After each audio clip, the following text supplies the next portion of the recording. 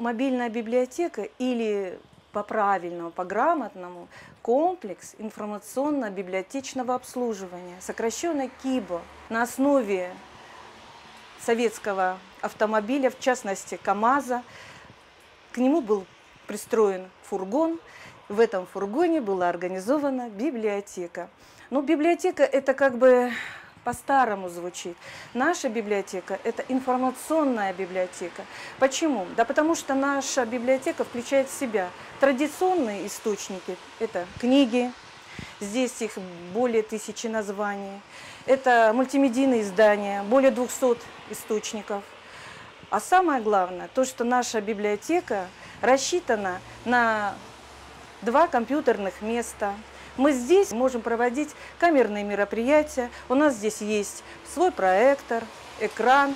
Но самое главное, что наши читатели, пользователи, которые пользуются КИБО, они имеют доступ к интернету. То есть наша библиотека – это современная библиотека, которая обладает всеми современными информационными возможностями. Хочется сказать, что за этот маленький промежуток времени мы объездили всю республику. Где-то мы выезжали с мероприятиями, где-то мы с обслуживанием читателей. Мы работаем со всеми отдаленными селами, но и в городе нас тоже прекрасно знают.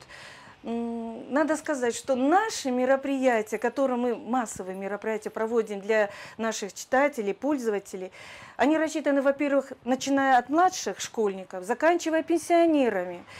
И пользуются они огромным спросом. Почему? Да потому что тематика у них очень разнообразна. Это, во-первых, краеведческий материал. У нас очень много мероприятий, посвященных краеведению.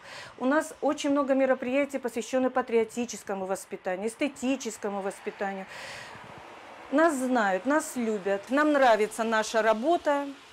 Мы с удовольствием ездим и думаем, что наш прекрасный, веселый, вот такой яркий библиомобиль знают многие уже.